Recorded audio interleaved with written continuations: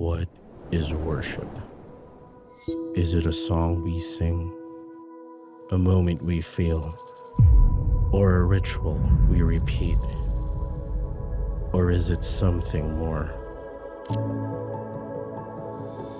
Worship is not just a sound. It's Christ forming within us. It's not just personal, but a people gathered, united, transformed. It's not empty routines, but a living devotion. Worship is not just responding to the call. It's us becoming more like Him. Because worship doesn't stop when the music fades. It shapes how we live, how we love, how we witness.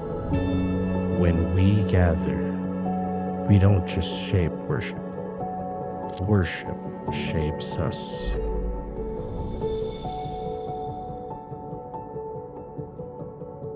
Good afternoon, Live Dasma.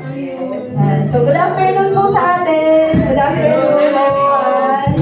Yan. Isang maulan na afternoon, pero mukhang tumigil na yung ulan. Yan. So, pero thank you, Lord, kasi whatever the weather is, meron pa rin tayong opportunity na marinig yung word niya for us this afternoon. So, tayo po tayong lahat. Let's all stand up. And iset aside muna natin yung time na ito to hear from God and to worship the Lord. No, whatever it is, whether first time natin makapunta dito or it is we are here regularly, I know na sineparate ni Lord or sineparate natin tong time na to so that we can hear from God. So let me encourage us as we are gathered together here on Psalm 66 verses 4 to 5. Yan. So ang lahat sa lupa, ika'y sinasamba. Awit ng papuri, yaong kinakanta. Ang iyong pangalan, pinupuri nila. So when you say Sela, you pause. So when we have a moment ng pause, yan. Mag-ano muna tayo, mag-pause muna tayo. And i-remember natin or alalahanin natin yung kabutihan ni God sa buhay natin. Yan. So as we have this time, diba? Pause muna yung mga ginagawa natin. Pause muna yung work. Pause muna yung school. Pero for this moment, we are separating this time so that we can sing to the Lord para ma-worship natin siya. Ang ginawa ng Diyos, lapit at pagmasdan ang kahangahangang ginawa sa tanan. Sa tanan. Yan, sa tanan. Tama ba? Sa tanan. Come and see what God has done. He is awesome in His deeds toward the children of man.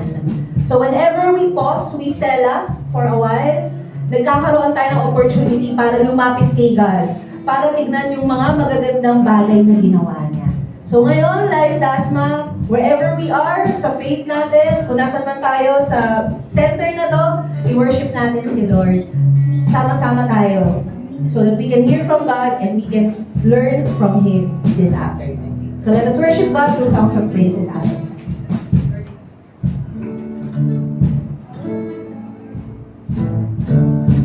Maulang hapon.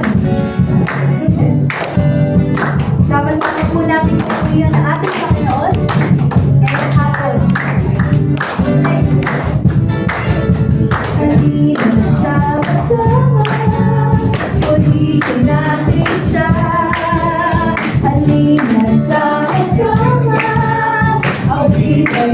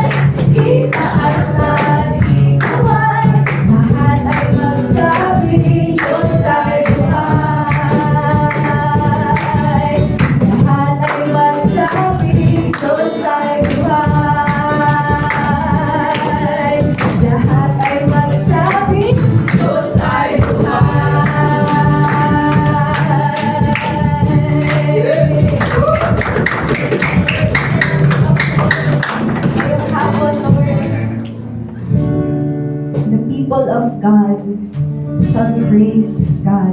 Lord, thank you po sa hapon na ito na pinagsama-sama mo kami, Panginoon. Tunay nga na ang iyong presensya, Lord, ay narito sa aming gitna. Thank you, Lord, for reminding us that we, your people, is your dwelling place. Thank you, God. Let's continue worshiping, singing to God. Thank you, Lord.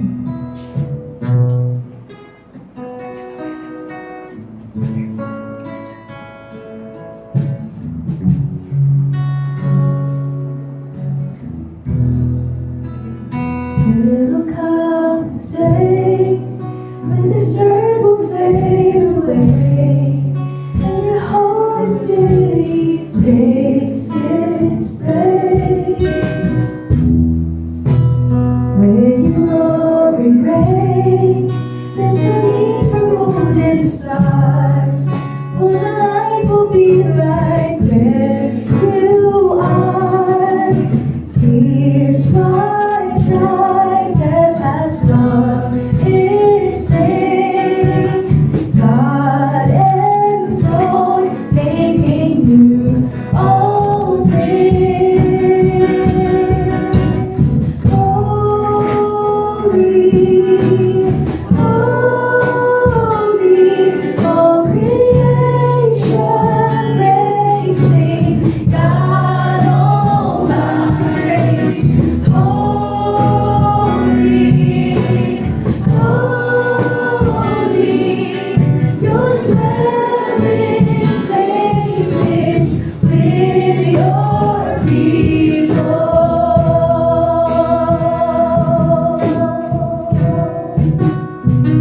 Sing, shining from the sky.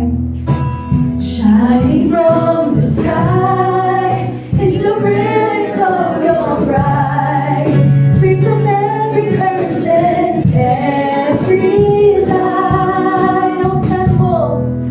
No temple will stand, for the Lord God and Lamb will be the temple of His people. Tears might dry, death has lost its sting. God enthroned, making new all things. Holy, holy, all creation praising God Almighty. Holy, holy, your dwelling place is with your sing holy,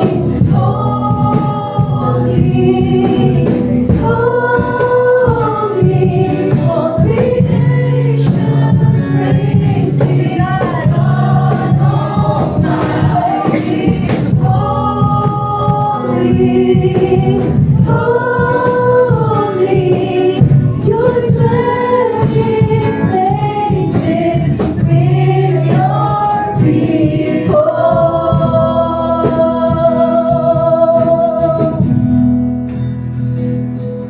Your people, God, is your dwelling place.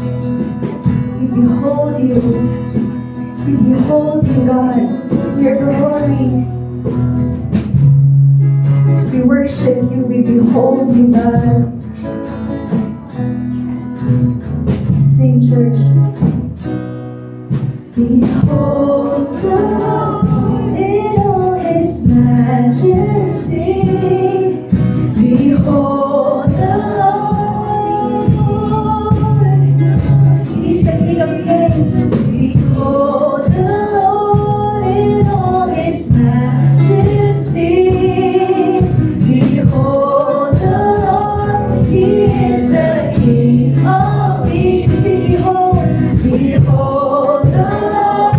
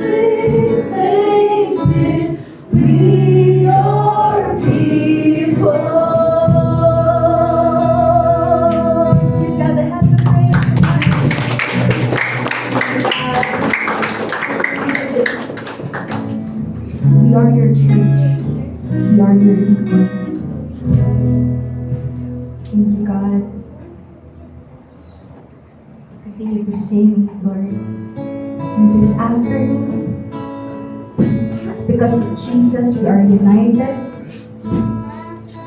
Thank you, Jesus, for your blood that was shed on the cross. Because of your sacrifice, we can be one. We are at one with you, God. We will be all together, bring you honor, give you reverence, standing as one in your presence. By your Spirit, by your Spirit, you have called us chosen people, sons and daughters, standing as one in your presence. This is your church, God building. Thank you, God. This is your church, God building. Jesus, cornerstone, God building. This is your church, God building. This is your church, God building. Jesus, cornerstone, God building.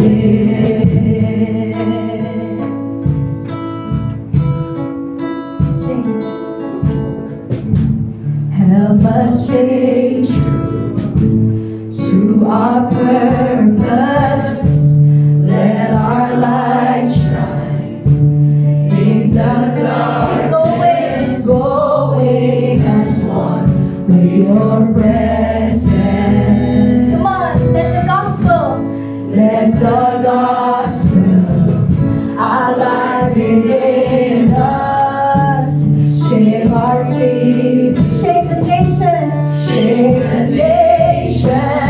and us as one in your presence. This is your church, God building. This is your church, God building. Jesus, cornerstone, God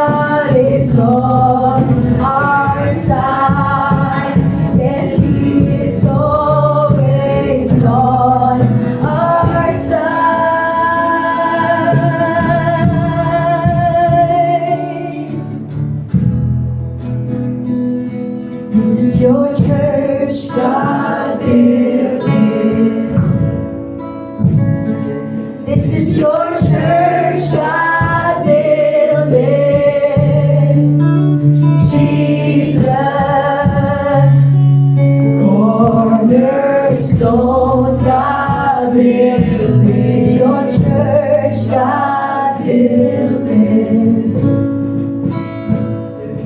This is your church, God build it. Jesus,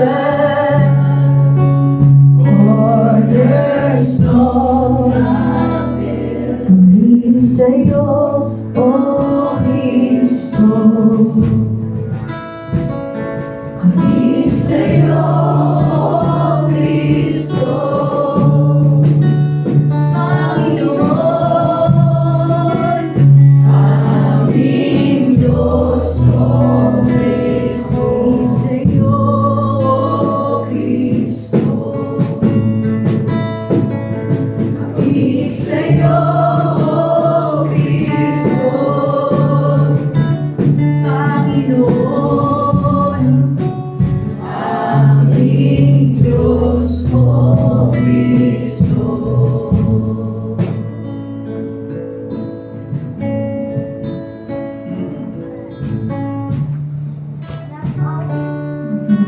Let us bow down our heads and feel the presence of the Lord. Lord God, we thank you, Lord, for another day that you have given to us and for the blessings that we receive in our everyday lives. Thank you, Lord, for your unstoppable presence in our church, Lord God. And as we listen to your word of God today, may you open up our hearts and minds as we understand it and apply it in our everyday lives. May you be glorified in everything we do. In Jesus' name, we pray. Amen.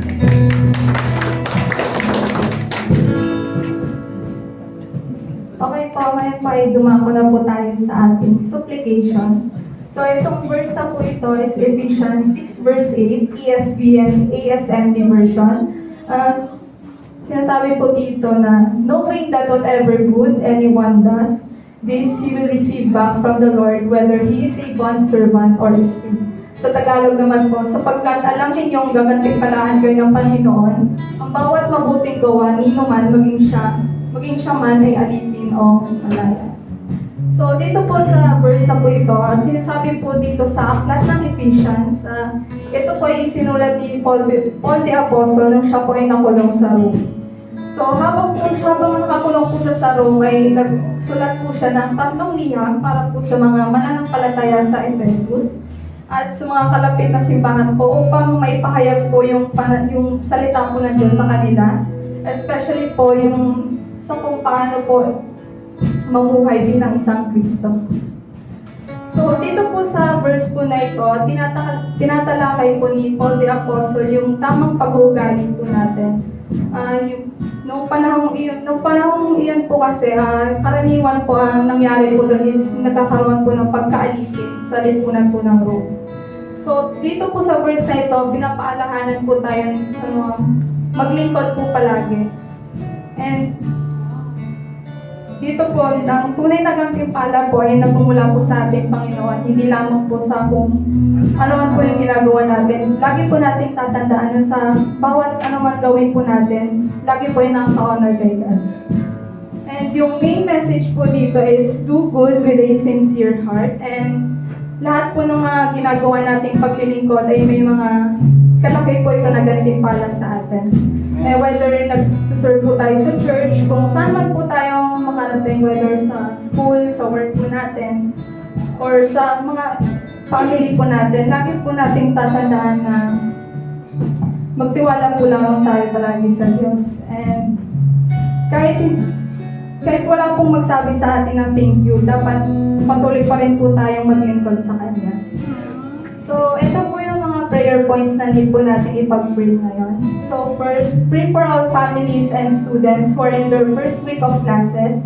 Pray for our students to courageously preach the word, evangelize and disciple their classmates. Pray that as we reach a student, we reach their families too. Pray for our campus prayer walk this June 18. Number 2, pray for our country. Pray for those affected by the earthquake in Mindanao, especially in General Santos. Pray that God will heal their land as we humble ourselves in prayer. Number 3, pray that every life member will be blessed by God so we can be a blessing to others. Pray that even in time of need, we will still be able to give to God and help our fellow men, whether you are a student, a young pro, or a family. pray for sacrificial generosity to be developed in a young church. So, hanap po tayo ng partner. 2 to 3 person partners po will do. And meron po tayong 3 minutes para mag-pray. Kaya na nila yung silbi na doon. Kaya, tayo talaga. Ay, ano naman? Josh.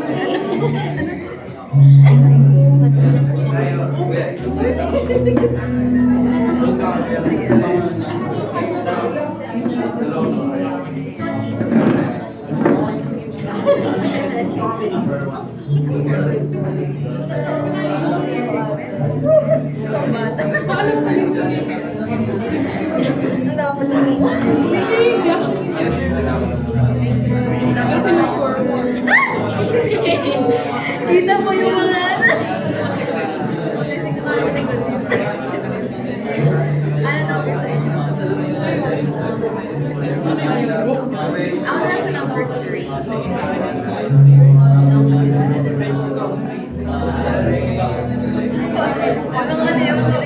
people pleaser.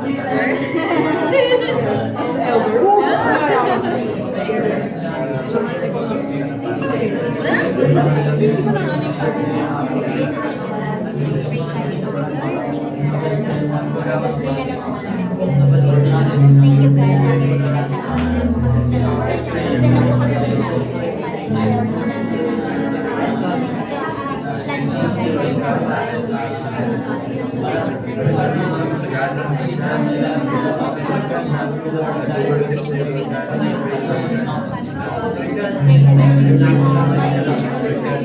tumatakbo rin ang business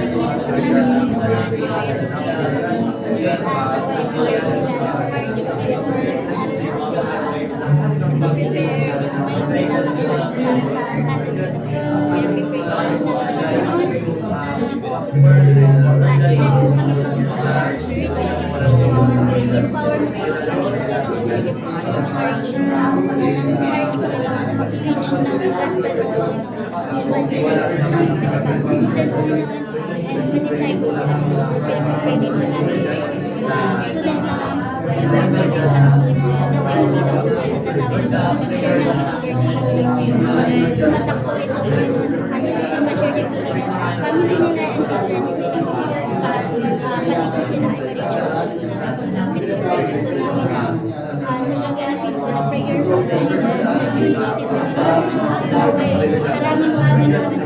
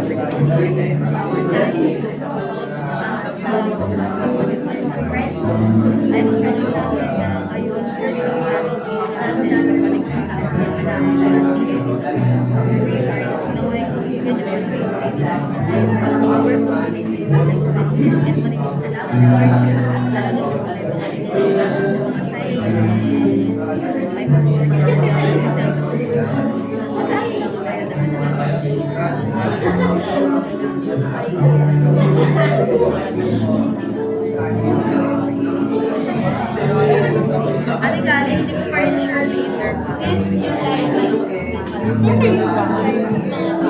Layo lang ba? Nag-kids na ako sa Kainabi ka.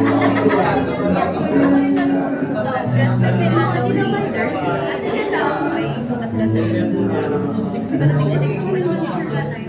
Hindi naman siya kasama sa tayo lang nila. Ate ulit dapat siya. Excited siya.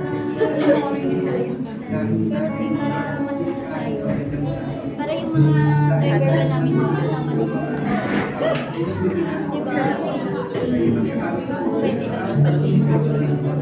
Parang isa. Yung parang yung ginawa natin. Pero later on,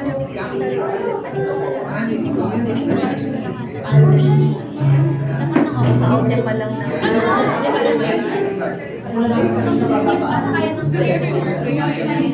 ako ate, hinitling mo na lang.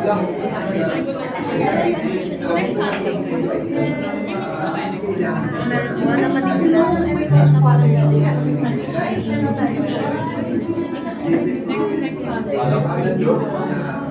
Gagano sa mga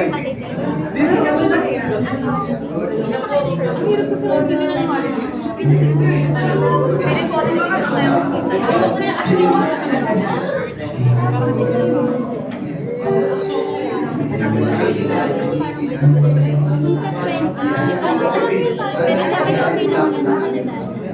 Pwede naman kayo mag-sila. Ay, mas hindi. Pwede kami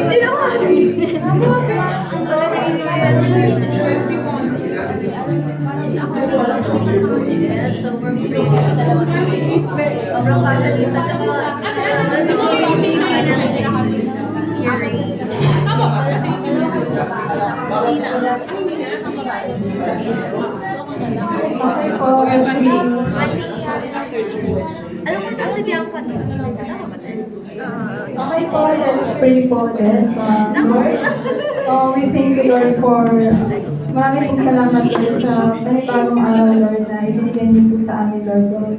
Especially po sa mga blessings, Lord, na araw-araw po namin natatanggap, Lord. We pray, Lord God, yung mga students po natin, Lord, na sa first week of classes po nila, Lord God.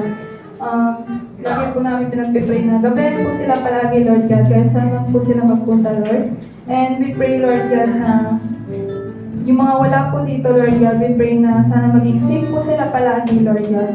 Especially po doon sa mga nasalanta po ng bagyo at sa mga earthquake, Lord God. Lagi niyo po silang gabayan, Lord, at kailan po ang aming susundin, Lord God, na kailan po ang aming nakikita, Lord God. And in Jesus' name we pray. Amen. Bebes, July 5. July 5, para makapagsabi na ako. Kasi July, natin. July 5, July 5.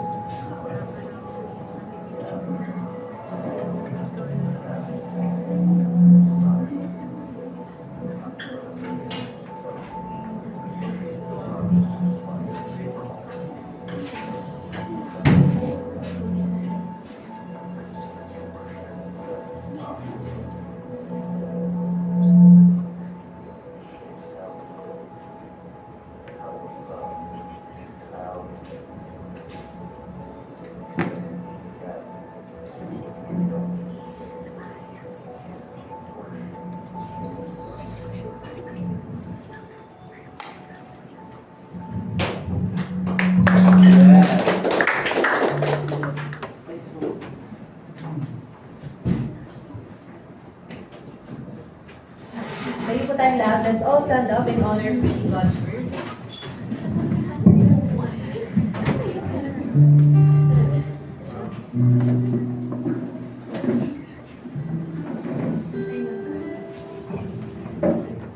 from Hebrews chapter 10, verses 19 to 25. So if you have, kung meron po kayong Bibles, you can read along. Yan. If not naman po, you can read on the screen. So Hebrews chapter 10, verse 19 to 25.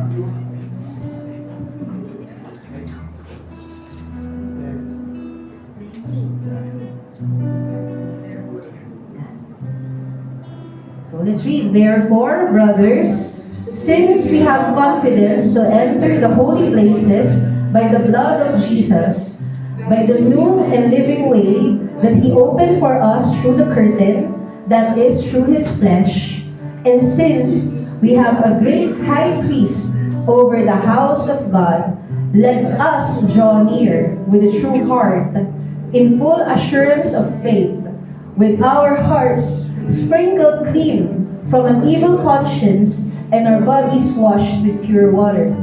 Let us hold fast the confession of our hope without wavering, for He who promised is faithful.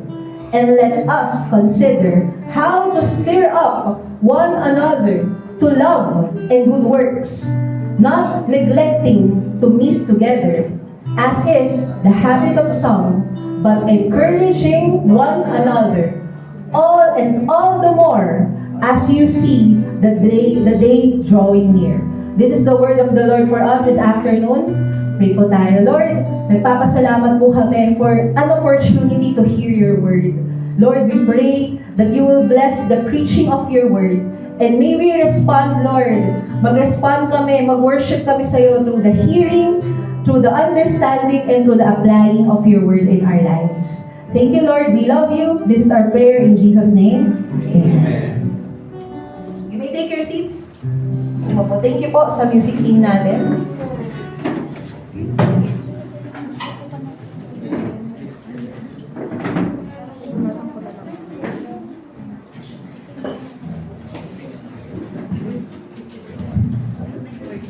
So, good afternoon, everyone. Good afternoon. Good afternoon.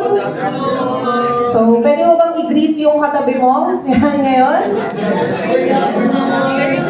Good afternoon. Dahil makakatabi mo sila for the next 2 hours of our service. Napatingin yung iba, 2 hours po, Pastor, yung service natin. Well, hindi naman 2 hours. Yan. Pero so, my name is Ana. I'm serving here as your pastor in Life Las Marinas. And I am so glad na nag-open na naman tayo. We are opening a brand new series that we call, ang title ng ating series for 5 weeks is the series When We Gather. Yan. Kapag tayo ay nagsasama-sama. Sabi nga ng song kanina, halina't sama-sama. Purihin natin siya. Yan na ulit kumanta ulit no? So thank you pala for the music team for our songs kanina. Even sa nag-exhort ng supplication natin, meron pa siyang pa-background. Parang teacher na si Hannah, no? May pa-background pa na. Ang sulat po na ito, ay ano, yan. And of course, for the tech team, yan, yung tech natin, naka-color-coded sila ngayon. For Coach Kali and si Kyle. For our core, yan, one woman siya ngayon, pero kaya naman niya. Yan. Of course, for everyone, yung ushers natin, serving, yan, recording, yan, and so logistics sa setup natin, and for everyone of us na nagsiserve dito sa Live Dasma, so we can get together, kasi we are together, magkakasama tayo nagsiserve, yan. And I hope na sa mga darating na panahon, di ba, mas marami pa tayo, mag-serve kay God, and mahalin natin siya at mahalin ang bawat isa. Because in life, we love God and we love people. Yan. So itong when we gather, no, maybe nagtataka kayo kasi para namang stained glass ito, Pastor. Ano ba tong series natin? 5 weeks natin tong pag-uusapan. I just wanna give you an idea. Kasi whenever we gather together, kapag tayo ay nagsasama-sama, naririnig natin yung word ni God. Ngayon, nagtataka tayo, no, bakit kaya pag service, kumakanta sila sa umpisa? Bakit kaya pag worship service, nagpe-pray? Bakit kaya pag worship service, nakikinig sila ng word, at nakikinig ng mabuti, at hindi sila natutulog? Kahit na malamig. Diba? Yan. Lalo na yung mga nasa ano natin, Backstreet Boys, yung mga nasa likod. Yan.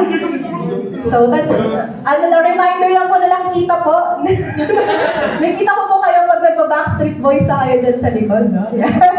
And sa, natin, sa gilid natin. So, hindi ba kayo nagtataka? Sabihin nyo, nagtataka ba ako? Nagtataka ba ako? Hindi ba kayo nagtataka? Bakit may ganun? Bakit sa service may giving? Bakit pag sa service hindi sinasabi ni pastor na umuwi na kayo, tapos na yung service, pero ba't na sinasabi na you are now sent? Bakit may benediction? Ba't may good words? Ba't may blessing? So yun yung aalamin natin sa next 5 weeks ng ating buhay is that we would get to appreciate bakit tayo nag-service, ano yung part ng ating worship service, and paano ito makakatulong para ma-shape tayo, para maging followers tayo ni Christ, ma-form tayo into Him, and hindi lang tayo ma-form, pero ma-send out din tayo to do His mission. So if this is your first time coming into our center or attending our worship service, kapit lang kayo. Yan, baka medyo manibago kayo sa topic natin. Pero hopefully, this will also help you para mas ma-discover pa kung sino si Jesus in your life. So when we gather, and when you say when we gather, meron tayo, di mo pansinin ninyo, may order yung service. So may time na pupunta yung mga volunteers, serve team, para mag-huddle, tapos may countdown. So kung pansinin nyo, parang sa classroom yan eh. Meron certain structure or form. Pagdating sa work, meron tayong mga LOB or level of businesses na dapat ganito siya gawin. So bago tayo kumuha ng kliyente, ito yung steps, 1, 2, 3, 4, 5. So may system, may structure. Sa worship service, kapag nag-gather lang tayo, imagine natin pag walang system. Imagine natin pag walang order. Pag wala tayong co-or na nagko-coordinate ng lahat. Yan. Sige nga, pa-wave na ng prayer mo. Imagine ninyo pag walang music. Imagine ninyo pag walang tech. Pag wala yung pagkakasunod-sunod ng mga bagay-bagay. Everything will be in chaos. The Spirit of God, whenever there is chaos, or whenever there is order, we are free to hear God and to worship God. Kasi wherever the Spirit of the Lord is, there's order. Walang disorder, walang chaos, hindi chaotic. And ang tawag natin dito sa word na to, and sa atin, gusto ko na matandaan natin siya, medyo technical lang yung word na to, pero in the next 5 weeks maririnig nyo to. Ang tawag sa word na to is liturgy. Sabihin nyo nga, liturgy. Liturgy. So after yan ang letter F. Okay? So para pagkatapos yan ang letter I. Yan. So para sa hindi nyo matandaan. So liturgy. Yan. Pero anyway, liturgy. For some of you, maybe narinig nyo na to. Pero if this is your first time hearing the word, I hope that we don't just hear the word but we understand it. When you say liturgy, galing siya sa dalawang Greek word. Pinagsama na siya, liturgia na. Pero in its essence, it's leitos and ergos. Nung pinagsama, naging liturgia. Nung tinanslate sa English, naging liturgy. Yan. So na, bago letter pagtapos ng letter F. Yan. So kapag sinabing liturgia or leitos and ergos, pinagsama, liturgy, it means ginagawa ng mga tao, the work of the people. So when you say liturgy, it is the certain form, it is the certain structure, rhythm, pattern, order, or system na meron sa isang worship service or sa isang gathering. So meron tayong liturgy, meron tayong habit, meron tayong structure, may system tayo na sinusunod. Hindi nauuna yung benediction bago yung sermon. Hindi nauuna yung sermon bago yung song. Kasi may certain order ang mga bagay-bagay. Yan. So, kapag tayo ay nag-gather together, we're not just attending an event. Pero ume-enter tayo into a certain space. We call this a sacred space on which we can hear God together. Kasi pag nag-gather tayo in worship and in community, may sineshape si Lord sa atin, may tinatransform sa atin eh. Sino sa inyo nung una nyong attend dito, na-weirdan kayo na kumakanta? Yan. So ako, testimony ko before, when I was still a college student, being reached out, isa sa mga kine-question ko noon sa life group leader ko, which is si Pastor Tim, is, Bakit sa church yung pag umaattend kami, may kumakanta? Hindi mo pwedeng makinig na lang ng word kasi gusto mong matuto. Wow, di ba? Pero imagine ninyo, di ba? Kung kayo ay na-weirdan na may mga songs, pero if pakinggan ninyo yung song, it talks about the character of God. It talks about na itong church na to, si God ang nag-build, yun yung kanta kanina. Secured tayo sa foundation natin na si Jesus, ang ating Savior, siya ang Son of the Living God. So there's certain order, in order, nagpo-flow yung Spirit ni God, and through the Spirit of God, mas nakikilala natin siya. So hindi lang siya basta na, okay, may songs, may ganito, pero ang hope natin is that in every part of the liturgy or the worship service, we get to encounter God. Whether na regular ka na uma-attend or serving with us or gathering with us, di ba? Parang minsan nga ayoko nang gamitin yung term na uma-attend. Kasi minsan pag umattend, parang ka lang umattend ng event. Gets nyo yun? Parang uma-attend lang ba tayo ng event every Sunday? This is not just an event, but this a gathering of people para ma-build yung faith natin. So yun. So, Old Testament, actually may liturgy na sila. Yan. Genesis. Letter G. Joke lang. So, Old Testament pa lang, sa Exodus, no? Sa time na nakalaya na yung mga Israelites from Egypt, meron na silang certain form ng structure or rhythm na kung saan nila wino-worship si God. Meron sila, kumakain muna sila and then they pray. Meron din naman sa Psalms. Yung Psalms yung kadalasan na book na binabasa natin pag mag-call to worship tayo. Sabi doon, di ba, umawit tayo, let's sing to God, mag-gather tayo. Alalahanin natin si Lord. So even in the Old Testament, meron na. Meron din mga ginagamit si Lord in the Old Testament to speak on His behalf.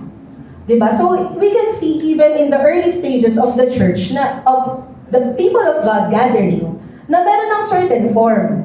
Sa New Testament naman, nagkaroon na rin ng form, ng certain form, na kung saan nagagather yung mga tao in the temple. We can see that on Acts chapter 2, wherein nung na-save yung mga tao, when the day of Pentecost came, na-fill yung mga tao ng ni Holy Spirit, nag-preach ng gospel, 3,000 got saved. Read Acts chapter 2 for context. Ano nangyari? Nung nag-gather yung mga tao, they devoted themselves sa apostles' teaching. Nakikinig sila ng word ni God. So, nakikinig sila ng sermon. Nag-fellowship sila. Nag-gather sila. See? Nagbe-break ng bread. Anong meron? Kumakain sila. Pero hindi lang sila kumakain ng food, but they were also partaking of the communion. They were praying. Nagpe-pray sila. And then, ang nangyari, namangha yung mga tao. Nung nag-gather sila, namangha sila kay God. May mga signs and wonders, may mga miracles na nangyayari. Lahat ng naniniwala, they are together, they had all things in common. So we can see in Acts chapter 2, na because there's order, because there's liturgy, people were awed kay God. Kapag sinabing hindi yun. Pag sinabing namangha, AWE, namangha sila kay God. So, nire-reflect nito, so may certain, ano ba yung nangyayari kapag nag-gather tayo? Nakikinig tayo ng word, di ba? Yan. Pero, hindi lang tayo nakikinig. May time nagpe-pray tayo with one another. Tapos, ang pinaka-na-appreciate ko sa worship service natin dito sa Life Dasma, kasi marami tayong time. So, before tayo mag-start, may connect time. Usually, 2 o'clock yung nilalagay natin. Pero, sa totoo lang, magsisikahan muna yung mga tao, magkakamustahan. Tapos 2:30 talaga, tama po ba ko? Or 2:30 talaga tayo nagsistart. Kasi nga, gusto namin na makapagkape na kayo, makapag-snacks na ma-follow up natin yung isa-isa sa mga nangyayari. Tapos after ng service, may ganun din. So, hindi lang tayo ma-attend, guys. I want us na, kasi yung first part, itong pinipreach ko, this talks about why is it important na mag-gather tayo. Pag hindi natin nakuha yung importansya kung bakit tayo nag-gather, may hirapan tayo i-appreciate yung, pet peeve. Sorry po. Yan. Sorry po. Ano lang siya, biglang yan. So, kapag kasi hindi natin nakuha yung importance on why we gather, may hirapan tayo na ma-appreciate. Bakit kumakanta? Bakit nakikinig ng word? Bakit nagpe-pray? Bakit nag-give? So, gets nyo ba? Kaya ang pinaka natin is hindi lang tayo uma-attend in a service. Pero we participate. fino-form tayo ni God. Binibuild na yung faith natin. And hindi lang binibuild yung faith natin kay God, hindi lang nabibuild yung relationship natin with God, pero with one another din. Sino sa inyo dito mas nakilala niyo yung katabi niyo? Kasi katabi niyo siya. Tuwing may service 2 hours, no? Nakatabi mo. Natitiis mo yung katabi mo eh. Di ba parang sasabihin, grabe naman itong ano na to, di ba? Ano ba itong mga joke ni Pastor? Ganyan. Ano ba itong mga ano? Di ba parang sarap ng tinapay? Kung ganun lang, parang nakikilala mo din yung tao eh. And yun yung kagandahan. We don't just attend a ritual. Worship service is not a ritual na kailangan maka-attend ako every Sunday para matupad ni Lord yung wish ko. Di ba? Kailangan ma-attendan ko yung lahat ng Sunday. Kasi pag hindi, baka malasin kami. Kailangan maka-attend ako para swertihin. Tandaan nyo, huwag kayong maniniwala sa swerte dahil malas yun. Okay? So, sometimes, no, has the worship service become a ritual to us? Is it just something that we attend to? I hope that today, hindi lang tayo nag-a-attend, pero may participation tayo. Nag-gather tayo. May ginagawa si Lord sa atin. Ngayon, sabi nga on the book, Ever Ancient, Ever New. So there's a good book, yan, that we can, kapag gusto nyo magbasa, sino sa inyo mahilig magbasa? Yay! So I read a book that is called Ever Ancient, Ever New. Yan, kapag naintindihan natin yung liturgy, isa siya sa mga way na makakapag-make tayo ng disciples. Kasi itong book na to, yan, is talking about bakit importante yung rhythm, ba't importante yung liturgy, lalo na sa mga Gen Z, lalo na sa postmodern world. Ang sabi dito sa book, kapag mas na-gets natin kung ano yung liturgy, this will help us na ma-form. Kasi hindi lang tayo nag-ritual pag may liturgy. Hindi lang tayo nag-repeat ng mga bagay-bagay. Pero sineshape nito yung faith natin and character. Kapag may liturgy, yun nga, may decency, may order tuwing nagmingit tayo, naririnig natin yung word ni God, and mas napapatibay yung faith natin. Ang church o ang worship service, hindi ito teatro. This is not a theater for spectators to be entertained. Sometimes when we attend the service, ilan kaya yung i-joke ng pastor? Parang ang boring ng topic niya, yoko na. Parang ay ang haba naman, overtime siya lagi. Ay, hindi naman ang sinabi niya.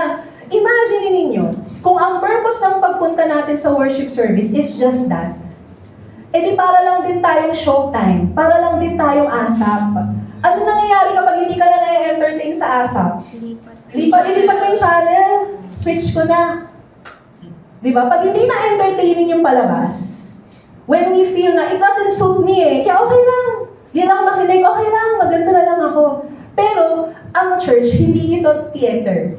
Hindi kami dito performers. Kasi kung ako ay performer, di ba? Hindi naman.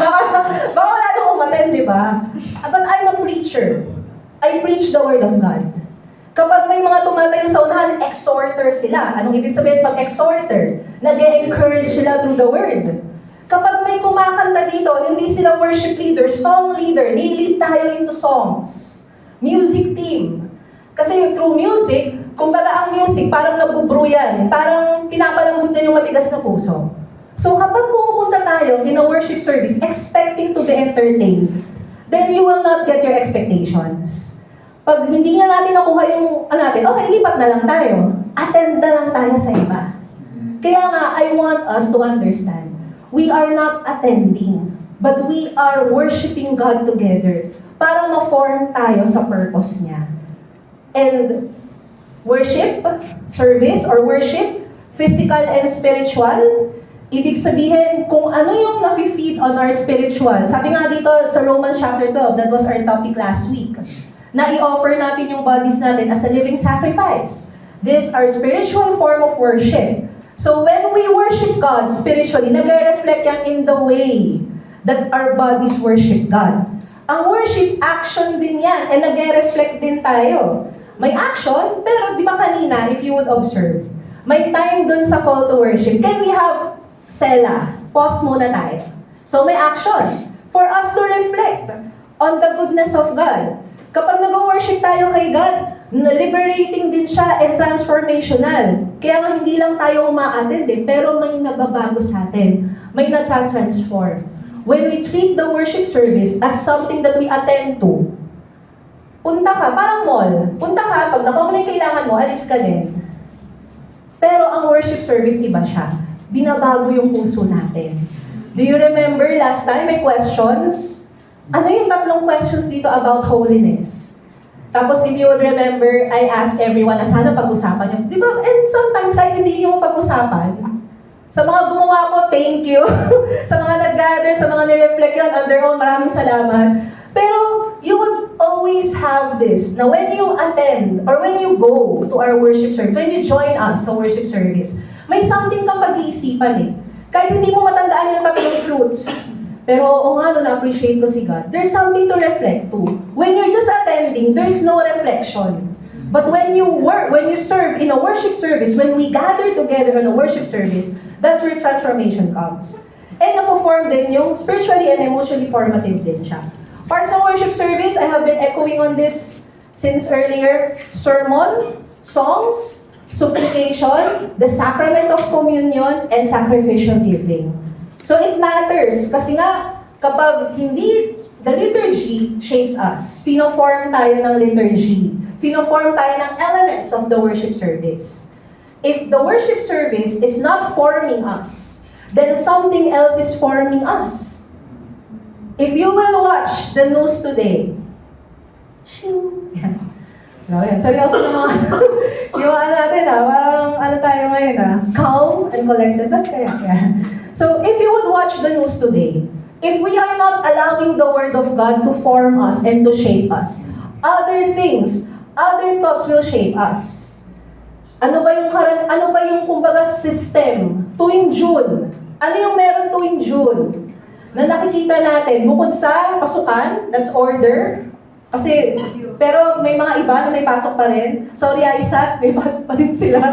Yan, pero karamihan, may pasok sila, hindi pa sila nagbabakasyon, tama ba? Yan. Sa mga ibang estudyante, kakapasok lang. So, yun ang rhythm. The government has been trying to make a rhythm na as much as possible, ibalik ng lahat ng June. Pero if you would observe worldwide, may mga system na pinupush yung mundo na dapat pag ganitong buwan, i-celebrate ninyo yung ganyan. If we would allow the world, if we would not allow the word to shape us, we will be shaped by something else. And what we believe in, right thinking, right behavior, it leads to right living. Kaya sobrang importante that we are gathering together para ma-form and ma-shape tayo ng Word ni God. So ngayon, we are going through bakit importanteng mag-gather. And tingnan natin yung example sa book ng mga mahihilig magkape, which is the book of Hebrews. So sinulat ng Hebrews nung time na hindi pa nag-grind ang mga coffee beans. Joke lang. Sinulat ang book of Hebrews, isang unknown author, pero sinulat ito in a time na naniniwala kami kay God, pero ang hirap eh. Pinapatay yung pamilya namin, tinatanggalan kami ng kabuhayan. So, balik na lang kami sa dati. So, yun for a short trivia or short context ng Hebrews, yun yung kondisyon ng mga tao.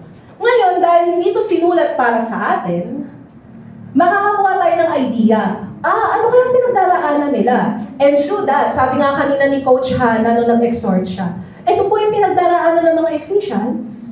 Ito po yun, may mga iba po na nadidiscriminate sila dahil naalipin sila. Pero kunin po natin yung truth ng Word ni God. I-apply natin ngayon as believers. Ganon din sa Hebrews. So basahin ko, therefore, brothers, since we have confidence to enter the holy places by the blood of Jesus, by the new and living way that He opened for us through the curtain that is through His flesh, take note of the bold texts. It's brothers, it's we, it's us. So, anong ibig sabihin nito? Sila ay nag-gather. Yun. 1 point. Yan. 10 points more. Yan. So, ibig sabihin, plural. Ibig sabihin, communal. Magkakasama sila. So, ibig sabihin, therefore, kapag sinabing therefore, may conclusion yan. Ibig sabihin, may sinabi yung author ng verses, ng chapters 1 to 9.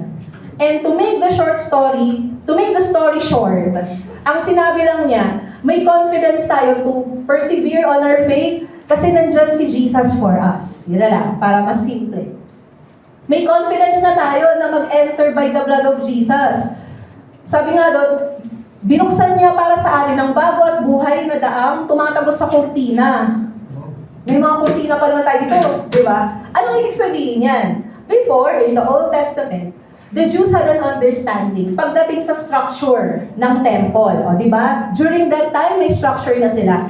Meron silang what they call the holy place, most holy place, or Holy of Holies. Doon sa Holy of Holies, next slide please, meron sila dyan na parang part na may makapal na kortina. Tapos ang nakakapasok lang dyan, para sa loob niya nandyan yung sample ng Ten Commandments. So mayroong part sa templo nila, sa worship service center nila, na may ganyan, na exclusive lang yan. Walang ibang pwedeng makapasok, yung great high priest lang. Kapag yung pinaka-banal sa banal na priest na pare, yung pwedeng makapasok. Pero, may makapal yan ng kurtina. Pero if you would remember si Jesus, before He died, meron siyang sinabi sa mga Pharisees nun eh. Diba? Yung, I will destroy this temple and build it in 3 days. It says on the word that when He died, yung kurtina na naghahati ng most holy place sa hindi ganun ka-holy, kasi holy pa din naman to for them, anong nangyari? Nahati yun. Yan, ganyan.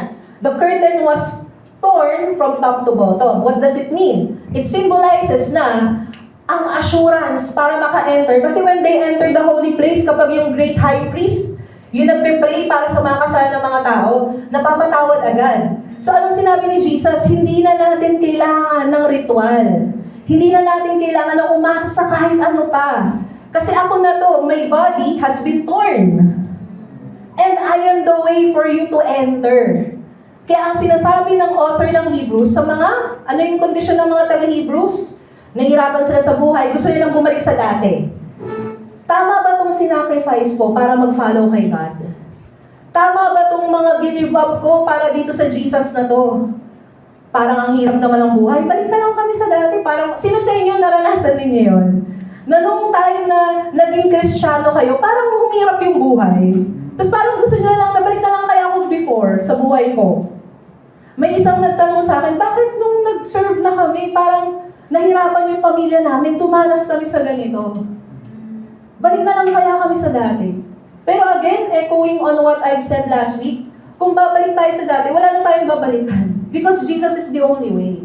Kaya sinasabi ng author ng Hebrews, magkaroon tayo ng confidence to go to God. Direct na yung access natin. Wala nang kailangang mamagitan. We can have boldness to approach God because of Jesus.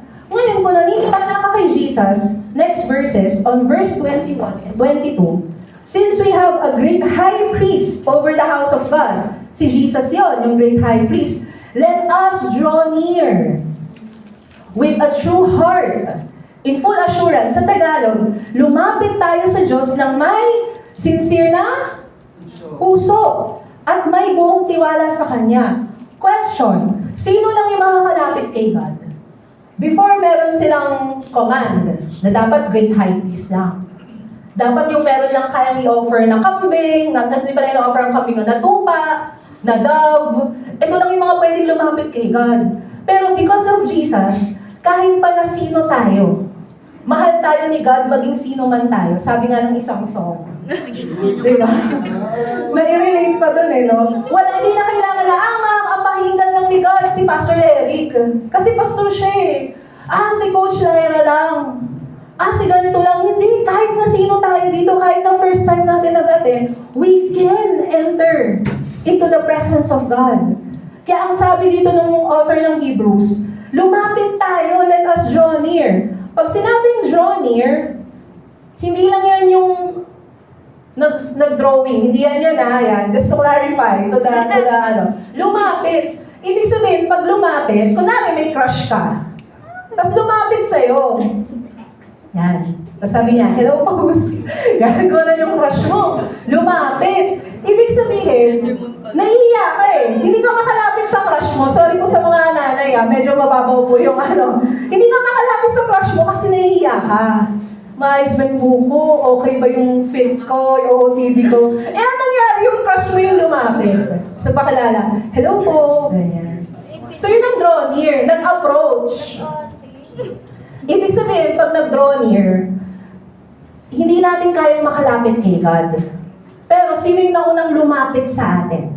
Si Jesus. Kaya dahil doon, kaya na natin i-approach si God. Kaya na natin lumapit sa Kanya. Mag-draw near tayo with a true heart full of assurance. Nang sincere yung puso, nang may buong tiwala, nang may malinis na konsensya kasi mabait ako. Hindi yun yung nakalagay sa word. Ang nangyari, kasi nilinis na ang puso natin. Yun pala yun, kaya tayo makakalapit kay God. Kasi nilinis na tayo ni Jesus. Isn't that amazing for us? Makakalapit tayo kay God with a true heart. Kaya in light of what Jesus did, let us draw near. Verse 23, let us hold fast the confession of our hope without wavering. Can we all read the next phrase? For He who promised is faithful. Kanina, lumapit tayo kay Lord. Ngayon, kumapit. Ano yung ibig sabihin ng hold fast? Maybe for some of you, narinig nyo na to, pero when you say hold fast, para kang nakasabit sa jeep. Kapag hindi ka kumapit at nakasabit ka sa jeep, ano mangyayari sa'yo? Yan, magiging kwento ka na lang after, di ba? Pero kapag puno na yung jeep at kailangan mong sumabit, kailangan mong, anong ginagawa? Kumapit ng mahigpit. Kasi kapag hindi ka kumapit, malalaglag ka. Ang sabi dito, panghawakan natin. Kumapit tayo dun sa faith na meron tayo, which is yung assurance natin, si Jesus. Kasi, anong sabi? Ba't tayo kakapit kay Jesus? He who promises faithful. Tutuparin ng Diyos ang pangako niya. So for us, maybe, parang, okay, tutuparin ni Lord yung promise niya sa akin. Pero isipin natin yung kondisyon ng mga tao sa Hebrews. Mind you, pinapatay sila dahil sa paniniwala lang kay Jesus because of their faith. Gusto nilang bumalik sa dati. Pinapersecute sila, kinukuha yung mga treasures nila and all. Gusto nilang bumalik. Pero anong sabi ng author? Lumapit tayo kay God. Huwag niyo nang balikan yung dati yung faith.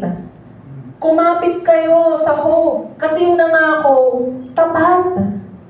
So, ganun so, kumbaga sa atin, minsan, casual lang natin siyang binabasa, pero for them, buhay itong word na to. And tayo, sa faith natin, darating yung time, mahirap kumapit. Disclaimer, spoiler alert, it doesn't mean that we follow Christ, that everything will be perfect. May mga time gusto nating bumitaw. Gusto ko lang. Kakanta lang tayo, di ba? Pero anong sabi? Kailangan natin mapagising lang, guys. Ano yung oras natin? 2 p.m. Kailangan na mga ganito. Yan. Anong sabi? Kailangan natin kumapit. Hold fast. Let us hold fast in light of what Jesus did. Verse 24, ang daming let us na. Let us draw near. So plural, magkakasama sila. So hindi, yun ang maganda sa church eh. Hindi lang isa yung may pinagdaraanan. Kapag mag-isa ka lang, anong ang tendency ng world ngayon? Pag may pinagdaraanan ka, sa'yo lang yun. Tapos kapag napagtagumpayan mo na, prove them na kaya mong mag-isa. Wow. Hindi natin kaya mag-isa. Yan. Sabi pa lang on Genesis chapter 1 and 2, it's not good for a man to be alone. Hindi lang yan pagdating sa pag-aasawa. Pero God, Yahweh, was considering community for Adam during that time.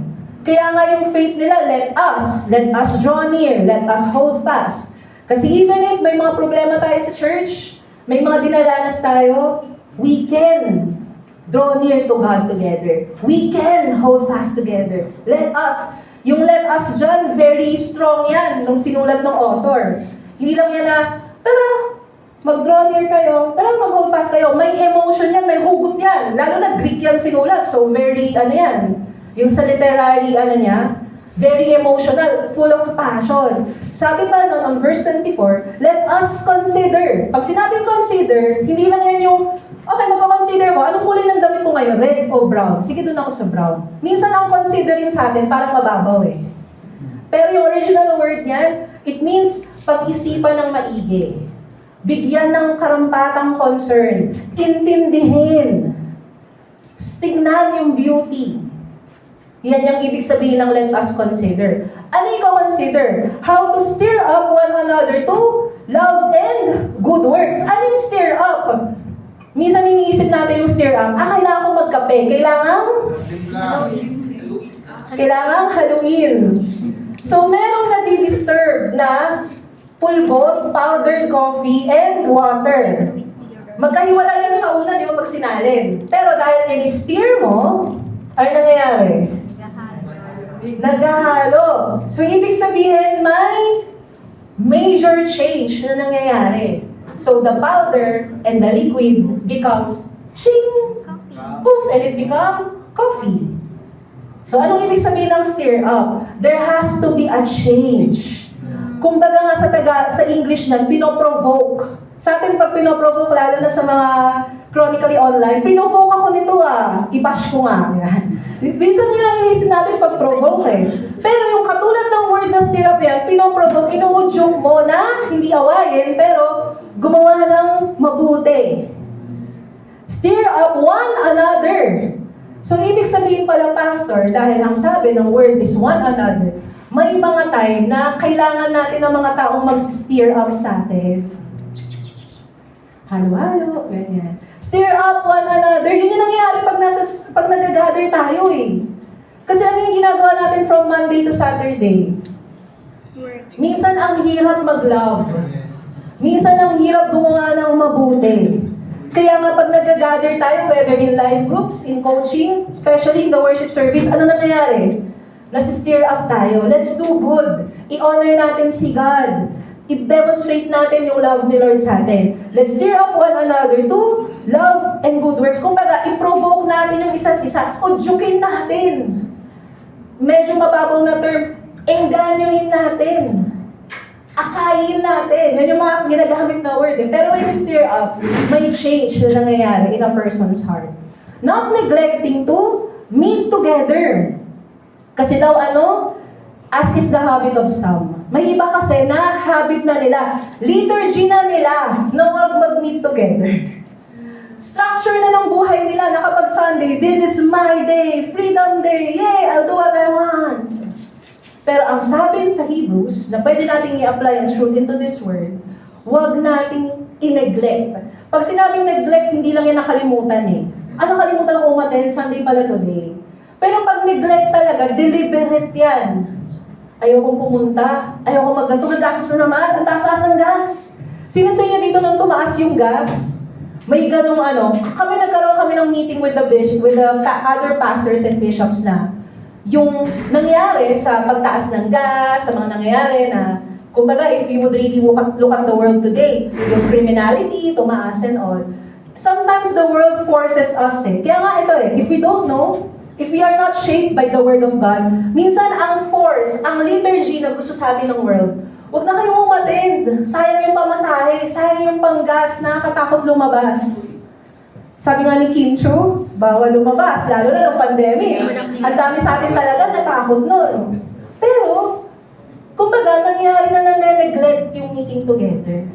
Pero ang sabi ng author ng Hebrews, imagine niyo ulit imagine with me, ano yung sitwasyon nila.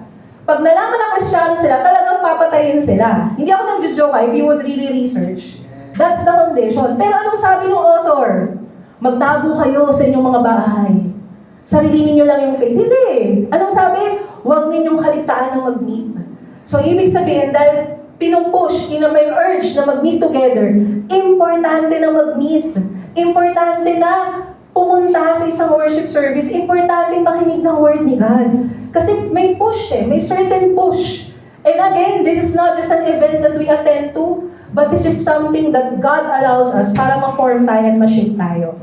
Huwag ninyong kalitaan na magkita-kita. The word meet together there, diyan kinuha yung word na symphony, meeting together, official assembly, a complete gathering. Habang papalapit daw yung time na babalik si Jesus, i-encourage yung isa't isa kasi nga ano yung pinagdaraanan nila? Mahirap. Kailangan ng encouragement. Sino sa atin when we attend the church or when we go here and hear the word of God? Hindi na pala attending the church. When we go here, minsan meron kang dala-dala na hindi mo masabi sa seatmate mo or kahit sa coach mo. Yung may pinagdaraanan man ikaw, tas talagang mabigat talaga siya, hindi mo masabi. Ako, I've experienced that. Pero nung nakita na natin yung mga ka-churchmate natin, parang na-remind ako nung I was a young Christian back then. Siyempre, ang layo nun, Manila ako nakatira sa UST. Ang center namin nun ay nasa Deparo, sa Salina. Lapit lang, mga 2 hours yung biyahe. Yan. Pero, ako yata yun. Phone ko po yata yung tutulog. Yata, di ko po sure. Yan. Pero anyway, ang layo nun. And yung Monday to Saturday, na ako ay nasa bahay lang at nagtatrabaho,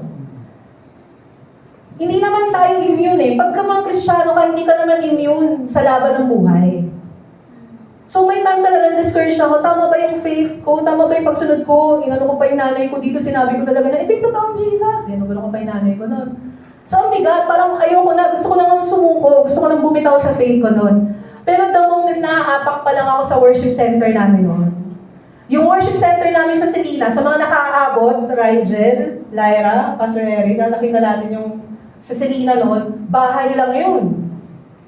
Parang bahay na up and down. Tapos nakita ko yung mga churchmates ko, yan, yung mga una kong friends yun, bukod kay Pastor Tim, sina Pastor Princess, sina Paolo, si Mac Roger, sina Joshua Manglalian. Mukha lang silang ganon, kung kaya na sila. Pero pag nakikita ko sila, parang, Kristiyano pala ako. Ang bigat-bigat ng dala ko, pero kapag nakikita ko na I'm together with God's people, parang, Lord, hindi ako mag-isa sa battle ko. Hindi ako mag-isa sa pinagdaraanan ko. Yun yung maganda. Kaya may something sacred when we gather together. Hindi lang to sinehan na after nating ma-entertain, labas na tayo. Pero it's something that forms us, that shapes us. Encourage natin yung isa't isa.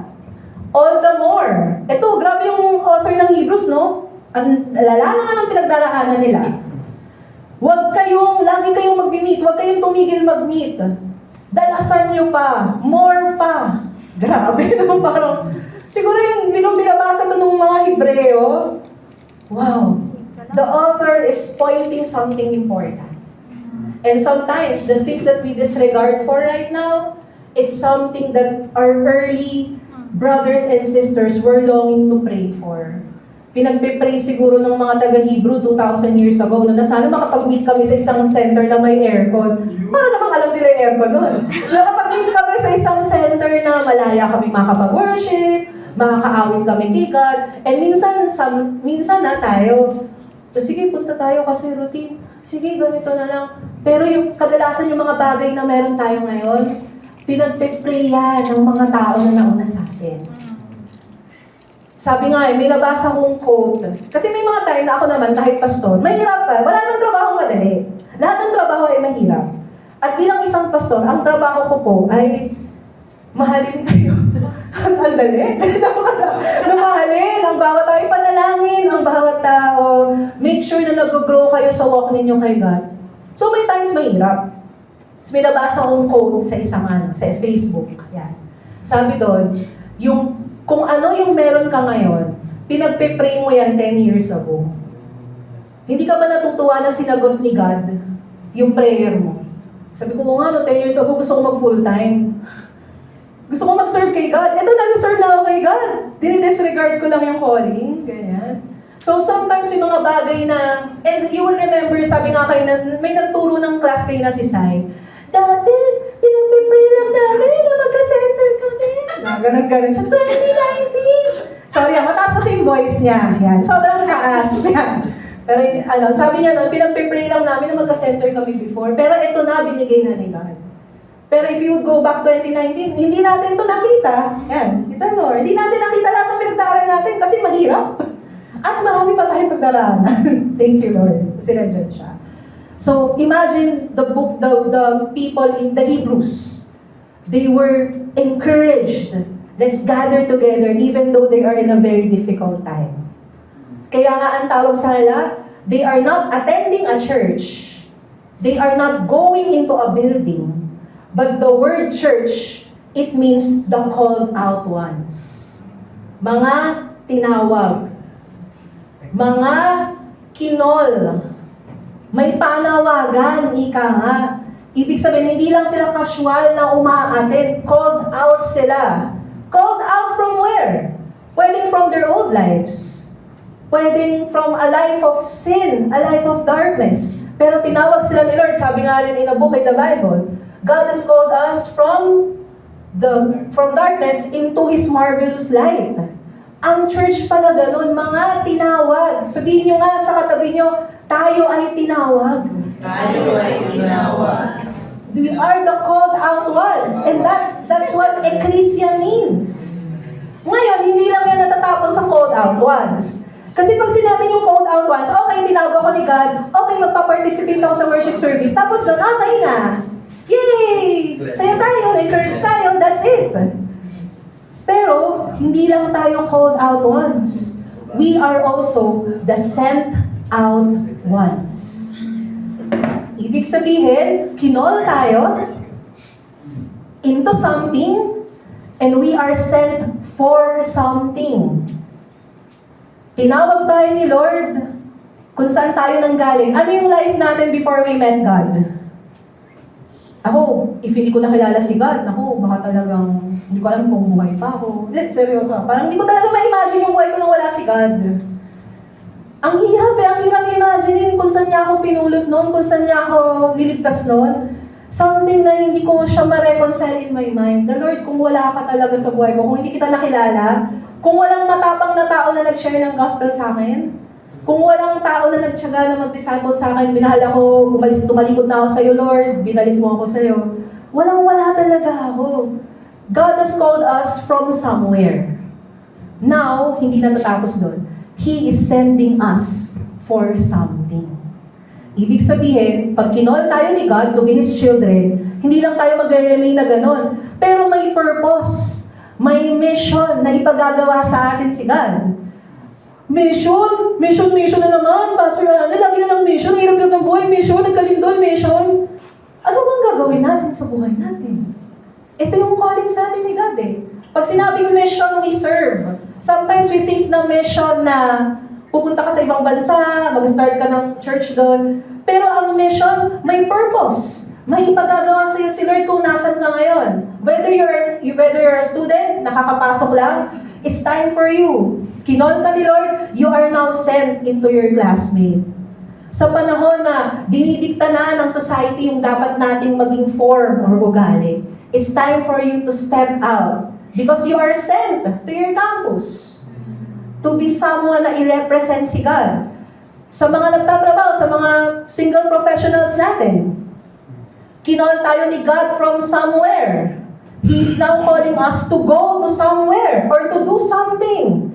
I-represent si God sa trabaho ninyo bilang salt and light. Sa parents, ganun din. Kinol tayo ni God from somewhere. Di ba? Kung hindi ko lang po alam yung story ng bawat parent here, pero I believe na ang buhay ng isang magulang ay mahirap. Pero buti na lang, nandyan si God. Thanks be to God. Kaya. Ngayon, kinokall kayo ni Lord to be for us, for the next generation na makita namin na may hope pala. Kapag pala nagpamilya kami, kapag pala grounded kami in Christ, meron pala kaming mga role model. Meron pala kaming mga makikita na pamilya na ganito pala sila. Na kahit na ang hirap magtayo ng pamilya may pagtaguyod. Pero we can see them na kahit nanggaling ako sa isang pamilya na sira, sino sa atin nanggaling tayo sa isang pamilya na hindi okay, na broken family? Ako, I included. Broken yung family. Walang tatay, iniwan ng tatay. Kapag ganun yung nakita natin sa atin, at nakakita tayo ng mga magulang na sent out to reach other families and to show to the world na possible to have a godly-centered family in this time. We are doing our purpose. We are doing our mission. Kaya nga, one truth that I want us na ma-take home today is when we gather, we draw near to God. Lumalapit tayo kay God and sineshape tayo ni Lord para sa mission niya. Called by God, sent to the world. So, kapag nag-gather tayo, lumalapit tayo kay God. We are drawing near to God and sineshape niya tayo para gawin yung specific mission niya sa atin. So, anong dapat natin gawin to do this? Draw near. Lumapit kayo kay Jesus. Lalo na sa mga panahon na gusto natin na, or sometimes ang world, hindi yung problema mo, i-deal mo na lang yan, ikaw na lang yan. Sa mundo na dinedemand nila na mag-isolate ka, Mahalin mo lang yung sarili mo. Love yourself. Prove to them that you are a self-made woman or man. Pero ang sinasabi dito ng word, lumapit tayo kay Jesus. Kumapit tayo sa pag-asa na kay Jesus. Magmahalan, gumawa ng mabuti. At huwag tumigil, huwag itigil na magsama-sama. Lalo na sa panahon na yun, na ang dali na lang actually. Sa messenger mo, mag-mute ka lang ng notifications, no one can contact you anymore kasi bihira na yung tumatawag eh. Yung nagde-text, bihira na lang, Shopee na lang minsan yung tumatawag. Iwan ko ba sa gate? Ganun na lang ngayon eh. Sa messenger, i-delete mo yung app, ang daling mag-isolate, ang daling mag-seclude ng sarili. Pero kinocall tayo ni Lord. Nothing forms in isolation. We are destined to be together. Na maranasan natin yung love ni Lord sa atin. Kaya whenever we gather, tayo kung saan na po tayo nadala na Life Dasma. Una tayo nag-meet sa basement ng isang bahay. Napunta tayo sa dalawang fast food na pinalayas tayo. In-turn talaga. Pinalayas tayo hanggang sa merong isang events place pero ang layo sa campus. Ang hirap ma-repair shop ng mga estudyante. Dila tayo sa isang coffee shop. Times 3 yung renta natin. Hanggang sa kaya na natin kaysa magbayad tayo ng times 3 na rent. Every per use. Magrenta na tayo ng center natin. If not for the people, I believe na merong nagawa kahit yung post natin sa Cavite, no? Something has been formed in us. Kaya tayo naging people of faith. Magkakasama tayo dito. Kaya nga, if you would observe, when I started the sermon, I recognize everyone who's serving. Kasi the success of the church is not dependent on the pastor. Hindi tayo one-woman show dito or one-man show. Pero magkakasama tayo dito, being built, being formed by God together so we can do His mission. I firmly believe in my heart that God has called us here in Dasmariñas, specifically in Salawag, kasi may mission si God sa atin. May mission si God na makilala niyo siya ngayong hapon na to. May mission si God, may purpose si God. Sina-send out niya tayo sa kung nasan tayo ngayon so that we can hear Him. Hindi lang tayo nag-gather together in a corporate worship and we'll get to learn that in the next week. We gather also in life groups, yan. So kahapon may mga nag-life group na mga Coach Lyra, Coach Rigel, maraming pong salamat for your heart to serve and to love and to cook for us. Yan. Yan, parang nakikita ko doon sa mga mangga, nakita ko yung picture niyo. Kahapon, parang sa mangga. Lagay ko nga sa slide. Yan. Pero yung mga parents natin, nag-gather din, yung mga young pros natin. So kapag nag-gather tayo together, something is being formed in us. Basta kilala natin si Lord. And hopefully, no, if wala ka pang life group, kapag po kina Rigel may mangga, yun po yung show. Saan yung po pinitas yan, Elizaga family? Saan yung kinuha yan? Pero mangga ba yan? Natama naman yun. Yan. So nag-gather together. Yung mga nagdala pala, so si Johan pala nagdala, salamat. Yan. Sila pala yan. So maraming salamat sa pagdadala ng mangga. Pero ganyan yan eh, na-encourage. Ang maganda nga sa life group, mas malalalim yung usapan. Nung nag-life group kami last time ng mga young pro, pinag-usapan, ano yung dream course mo dati? Ano yun yung topic namin about work eh. Tapos nagulat ako na si JB pala, ito pala yung pangarap niya. Si Rose pala ganito yun, si Sai pala, tagal ko nang kailan ng mga batang yan. Pero marami pa palang ipapakilala si Lord sa atin whenever we gather together. This July 1, 2, and 3, mag-gather tayo together, magpe-pray tayo. Yan, so ipagpe-pray natin. Meron tayong fasting week, yan, for us na gusto mag-participate.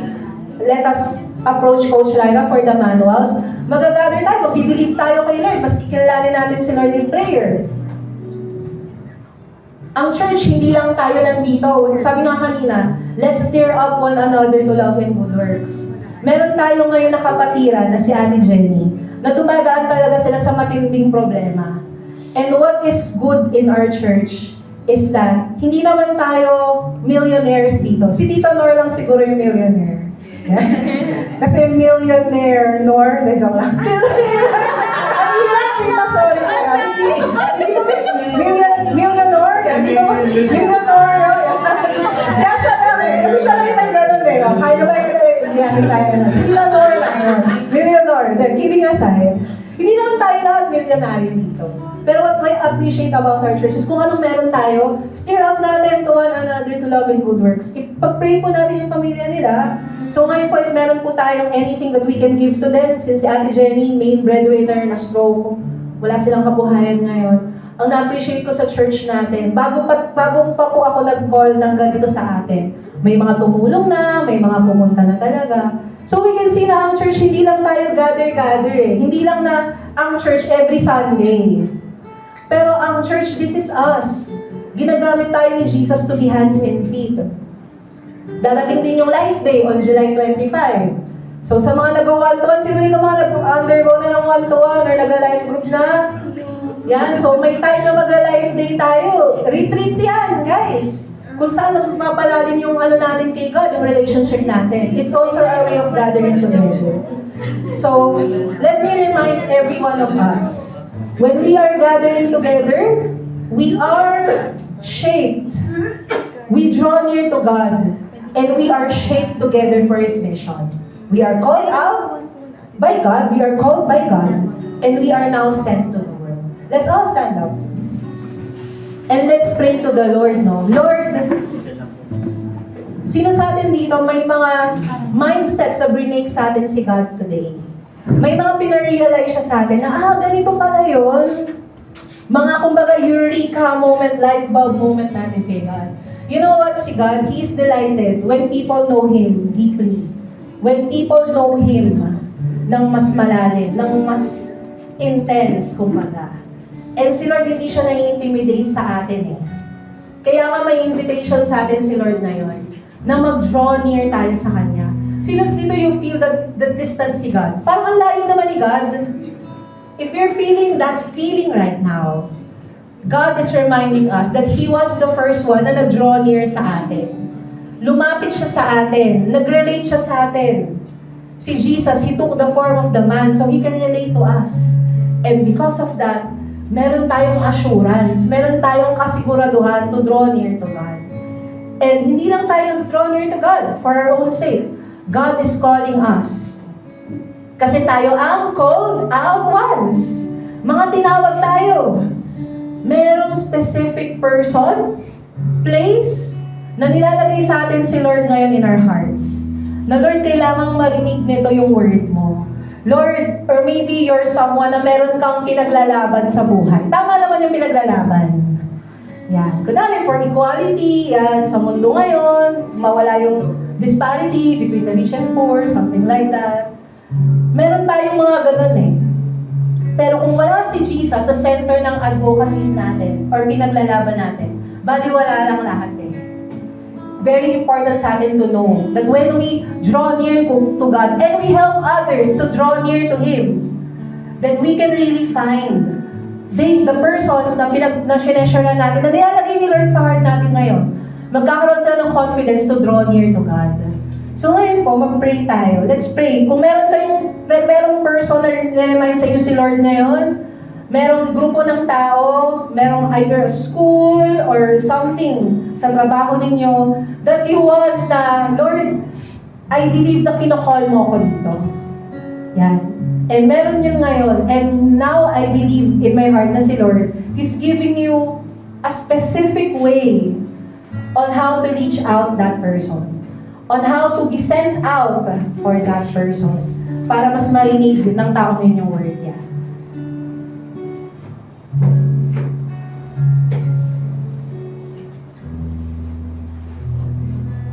If ikaw naman yun nandito ngayon and you want to draw near to God, Lord, ang ganda po nung sinasabi na natutunan namin regarding yung worship service, yung drawing near to you, pero feeling ko, Lord, malayo ako sa'yo. God is drawing near to you right now. And paano tayo makakalapit kay God? We just have to believe, Jesus, you are my Savior. Jesus, you are the way, kaya ako nandito. If that is you right now, and you want to have yung relationship, yung confidence to draw near to God, yan, with all heads bowed down and with all eyes closed. Pwede mo bang itaas yung right hand mo so I can pray for you? So if you feel that you draw near ka ngayon ni Lord, I'll pray for you. You just follow this prayer. Lord Jesus, maraming salamat po sa oras na to. na meron na akong confidence to draw near to you, na lumapit sa'yo dahil sa iyong sacrifice para sa amin sa cross. Lord Jesus, simula ngayon, kinikilala kita bilang Lord and Savior ko. And dahil sa'yo, nagkaroon ako ng kaligtasan. Ang prayer ko, Lord Jesus, patawarin mo po ako sa aking mga kasalanan, sa mga bagay na naglalayo sa akin, sa'yo. And ngayon, Lord Jesus, I am making a declaration na ikaw ang aking Lord. Tulungan mo po ako at bigyan mo po ako ng mga tao that will help me na mas makilala ka pa. I love you, Lord Jesus. Thank you, Lord. In Jesus' name we pray. Amen. Palakpakan po natin si Lord. Let's give a praise to God. And again, we are called by God and we are sent to the world. Kung sino yung mga binigay ni Lord sa inyo, na-share ng word, kung meron gustong ipag-pray si Lord sa inyo, God has given you already a strategy, a liturgy, kumbaga, a structure on how to reach out that person. And ngayon, as we can all sit down, as we continue to worship God, yan, let's worship God through our sacrificial giving. So let me call on one of our volunteers here. Yan, estudyante to pero grabe yung heart nito for God. Let me call on si Coach Jomar. So, yan.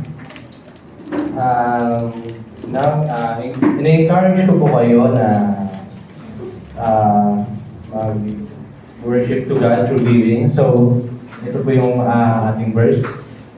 So, sa Romans 12, verse 6 to 8, verses 6 verses to 8, SB and ESND, so sa English.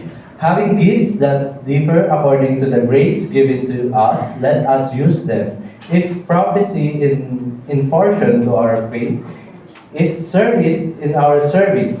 The one who teaches is in his teaching, the one who exhorts in his exhortation, the one who contributes in generosity, and one who leads with zeal, the one who does acts of mercy with cheerfulness. So sa Tagalog, iba't iba ang kakayahang ibinigay sa atin ng Diyos ayon sa mga kanyang biyaya. Kaya gamitin natin ang mga kaloob ng isang tao ay nagpapahayag ng salita ng Diyos. Kailangan ipahayag niya ito ayon sa kanyang pananampalataya. Kung ang kaloob niya ay paglilingkod sa kapwa, maglingkod siya. Kung pagtuturo, magtuturo siya. Kung magpapayo, magpayo siya ng mabuti. Kung magbibigay, magbigay siya ng maluwag. Kung mamumuno siya ng buong sikap. At kung pagtulong sa nangangailangan, tumutulong siya sa nangangailangan. So, guys, nire-remind tayo dito sa sabi ni Paul din na ito yung mga gift ni God sa atin na na dapat daw gamitin natin ng sincerely and wholeheartedly or buong puso at bukas palad, no? So kung binless kayo kapag binless tayo ni Lord na nang-encourage, so gamitin natin yung voice natin to palakasin sila, to comfort sila, to inspire sila, and para maging magpatuloy yung trust nila kay God. Kung blessed ka naman sa pagbibigay, no? Gawin mo with a generosity, no? Hindi ka mag-e-expect, hindi tayo mag-e-expect na may babalik sa atin. So kung magbibigay ng so hindi ito about sa kung ano yung ginawa natin. Hindi ito about sa kung ano yung naibigay natin. Nakafocus ito kung ano ang nagawa natin. Ay kung ano yung hindi ito nakafocus sa kung ano ang nagawa natin, pero nakafocus ito to serving others and glorifying God. So ito yung parang kinreate ko sa mind ko na kapag binless ka ni God, gamitin ang blessing para makapag-bless sa iba. At ma-feel nila na blessed sila kasi binless ka at para maging blessing din sila sa iba. So, now, tinatawag ko po ang ating mga ushers to assist.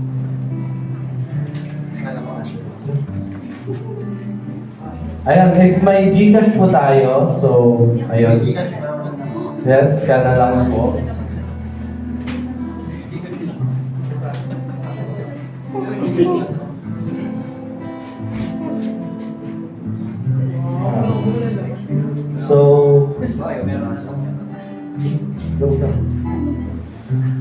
So, pwede ko po ba kayo ma-invite to raise our right hand to pray po. Okay, so let us pray. Lord God, thank you for this day, Lord God. Thank you for the life, Lord God. Thank you for your love, Lord God, na nandito kami, Lord God, to help others, na magtulong-tulong kami, Lord God. At nagpapasalamat kami, Lord God, dahil binless niyo po kami, Lord God. At Lord God, nagtithank you kami kasi inalaw niyo po yung heart and mind namin na maging blessings po, Lord God, sa iba. Lord God, gagamitin namin ng buong puso, ng bukas palad, Lord God, ang aming natanggap na gifts sa iyo, Lord God. At i-share namin to, Lord God, sa iba. As katulad sa paggawa mo, Lord God, na share mo, Lord God, yung pagmamahal mo sa amin, ang kabutihan niyo po sa amin, Lord God. Nagtithank you kami, Lord God, dahil inopen niyo po yung hearts namin, Lord God, sa pagbibigay, sa pagtulong, Lord God.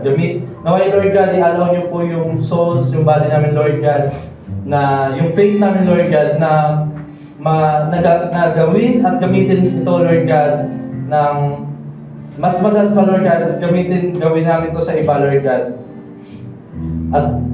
At nagtitake you kami, Lord God, dahil ayun, na-appreciate namin, Lord God, na talagang blessed kami, Lord God, na meron kaming ikaw, Lord God. Lahat ng ito, pinagpipray namin, dinadalangin namin sa iyo, Lord God, sa pangalan ni Jesus na aming Panginoon. Amen. Amen.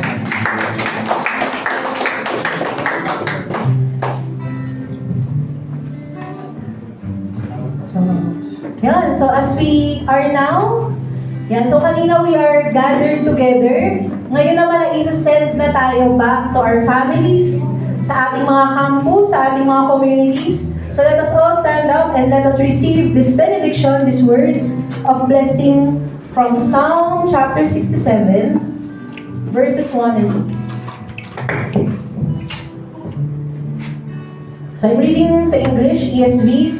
May God be gracious to us and bless us, and make His face to shine upon us, that your way may be known on earth, your saving power among all nations. O Diyos, pagpalain kami kahabagan, kami Panginoon iyong kaawaan. Para saan daw ba tayo kakaawaan ni Lord? Ba't nga tayo, bibig ba tayo maging gracious si God sa atin? Upang sa daigdig, mabatid ng lahat ang iyong kalooban at ang pagliligtas. Lord, marami pong salamat sa salita mo sa amin ngayong hapon. Thank you, Lord, for allowing us to draw near to you. Kasi Lord, ikaw na yung nauna na lumapit sa amin. Kaya kami malaya na nakakalapit sa iyo. Lord, ang aming prayer is that as we go back, as you send us back sa aming mga pamilya, sa mga camps, sa mga schools namin, sa communities namin, sa families namin, we pray, Lord, that your name and your way will be known by them. Thank you, Lord, for this time. And we are excited to learn more about you when we gather together. This is our prayer in Jesus' name. Amen. We're now sent. Be shaped by God for His mission and draw near to God.